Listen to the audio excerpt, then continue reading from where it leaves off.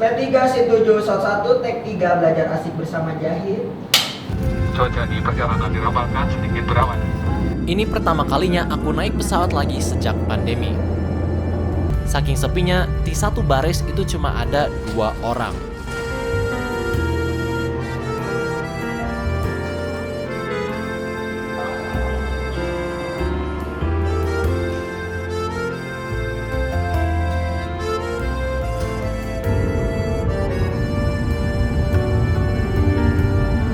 Dari kedatanganku sampai aku pulang lagi, itu hampir semuanya ruang guru yang ngatur. Bagi teman-teman yang ngikutin Instagramku, pasti juga tahu, waktu Jamle Startup kemarin, aku sering banget bahas Nam Do-san dan Han Ji Pyong bareng Kak Iman. Dan selama trip ini, ternyata Kak Iman juga sangat berperan. Selain bekerja sama dengan ruang guru, aku juga merasa bahwa aku diundang sebagai teman Kak Iman. Setelah sekian lama muter-muter di Terminal 3, akhirnya aku dijemput dan dianterin ke apartemennya Kak Iman. Dan ini bukan hanya pertama kalinya aku ketemu Kak Iman Usman, tapi ini juga pertama kalinya aku ketemu orang besar yang aku terhubung gara-gara channel YouTube. Karena itu pada pertemuan pertama ini aku sangat gugup rasanya. Aku nggak tahu mau bilang apa, aku nggak tahu harus berbuat seperti apa. Karena dari cara Kak Iman menyambutku, aku seperti mendapatkan luxury yang dimana aku nggak terlalu terbiasa. Perasaan gugup yang aku rasakan waktu bertemu Kak Iman pertama kali itu ngingetin aku waktu pertama kali aku lomba debat atau lomba pidato.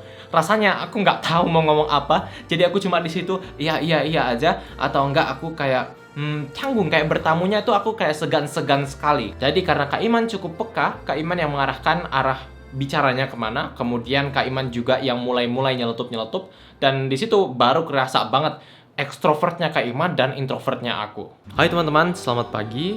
Hari ini aku akan ke kantor ruang guru untuk pertama kalinya. Ini juga pertama kalinya aku melakukan kerja sama secara offline. Agak merasa deg-degan, gugup karena pertama kali.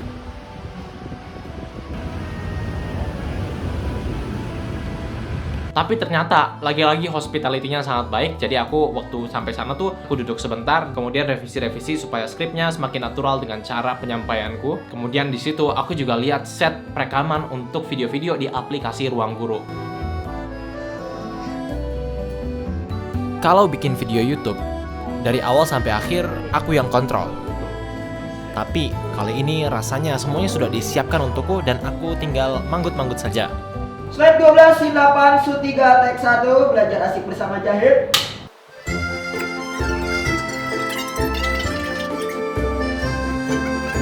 Jujur pas di situ kadang aku merasa aku merindukan juga kebebasan yang dimiliki saat aku bikin YouTube video. Tapi di sisi lain karena belakangan ini aku lumayan banyak nonton drama Korea, termasuk aku jadinya stalking behind the scenes-nya kayak gimana. Jadi aku di situ suka nganggep kalau aku itu lagi main drama Korea atau aku lagi di tahap awal yang mana tahu ntar di scouting untuk ada di drama Korea.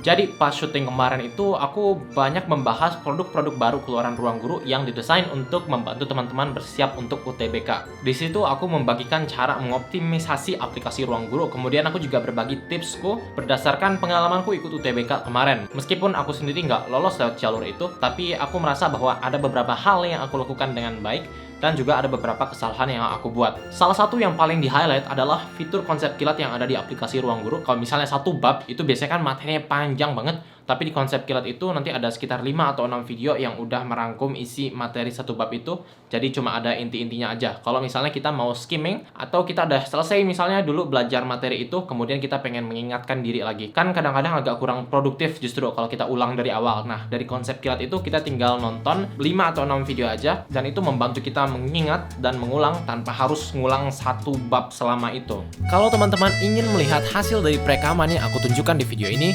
teman-teman bisa berlangganan aplikasi Ruang Guru dengan kode ZAHID21. Nanti ada diskon dan promo-promo spesial.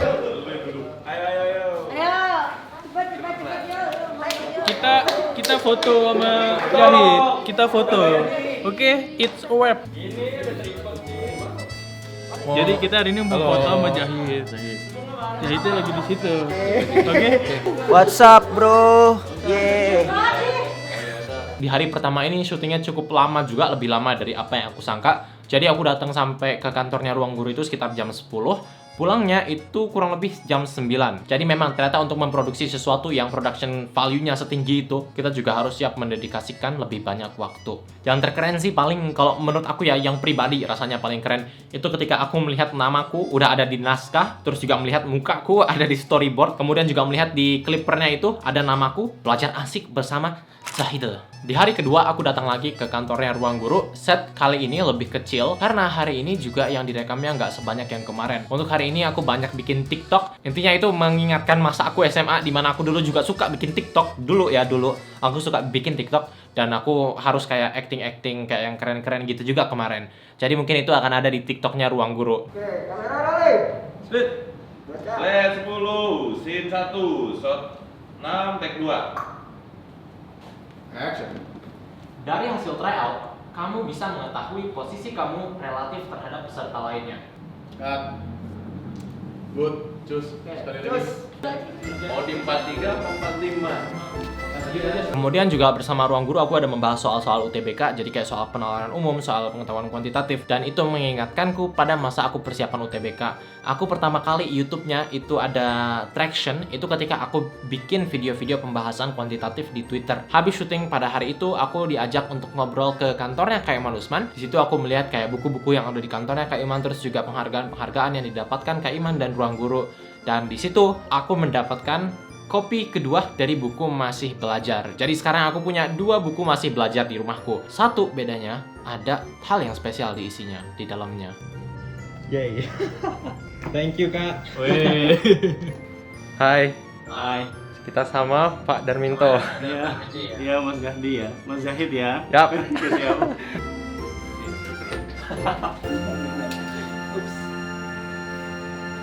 Perbincanganku bersama Manager of the Universe itu banyak sekali tentang thought process Ruang Guru. Sebagai orang yang berkecimpung juga di dunia edukasi, aku banyak juga familiar dengan aplikasi-aplikasi bimbingan belajar. Yang awalnya bikin aku bingung dari Ruang Guru itu adalah Ruang Guru ini approach-nya tidak konvensional. Dan di situ aku kadang suka bingungnya ketika aku melihat bahwa Ruang Guru yang aplikasinya edukasi, tapi seringkali bekerja sama misalnya dengan brand ambassador yang jauh dari bidang edukasi. Ada yang penyanyi, ada yang main game, ada yang ini, ada yang itu. Tapi saat aku berbincang sama Kak Iman, maksudnya abis Kak Iman meeting, ya, atau misalnya pas lagi always on, itu aku sadar bahwa approach dari Ruang Guru itu memang berbeda. Di balik produk-produk dan strategi Ruang Guru, pemikirannya itu adalah Ruang Guru ini pengen approach seluas-luasnya. Jadi kalau yang aku sadari adalah ketika kalau misalnya yang kita rekrut adalah orang yang edukasi aja. Katakan misalnya aku bikin banyak video tentang self development. Terus yang diundang tuh orang-orang yang bikin konten kayak aku aja. Mungkin memang benar aku itu ada di bidang yang edukasi. Tapi kalau misalnya kerjasamanya sama aku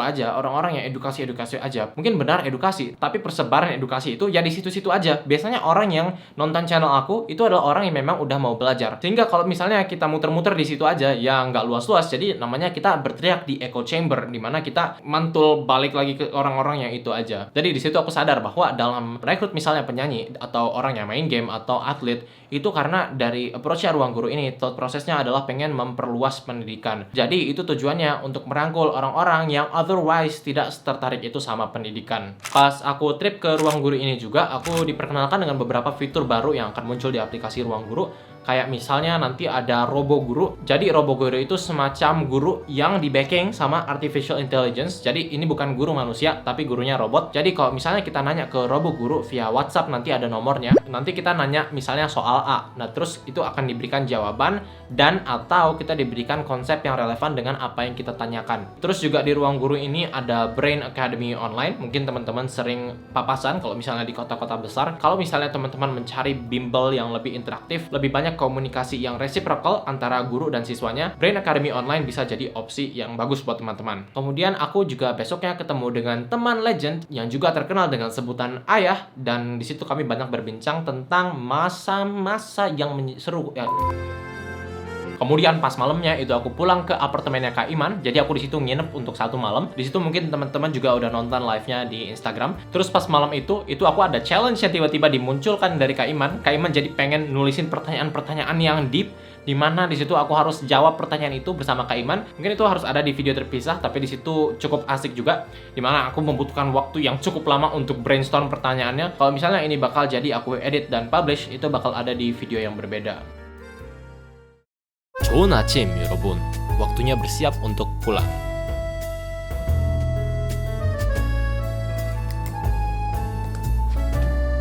Thank you Kak Iman. Bye-bye.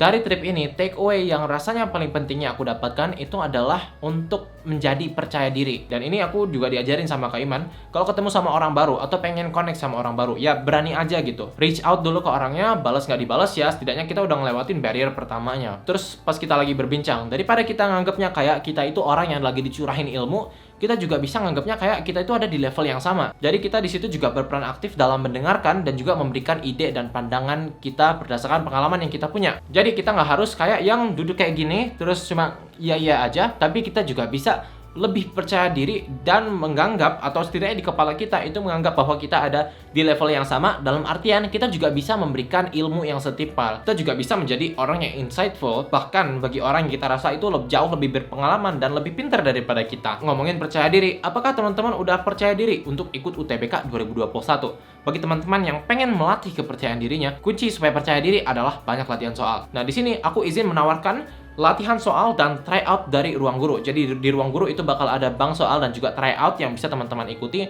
supaya semakin siap dalam mengikuti UTBK 2021. Terima kasih teman-teman semua. Terima kasih juga Ruang Guru. Semoga kita selalu diberikan banyak kesempatan-kesempatan dan juga kebahagiaan dalam hidup.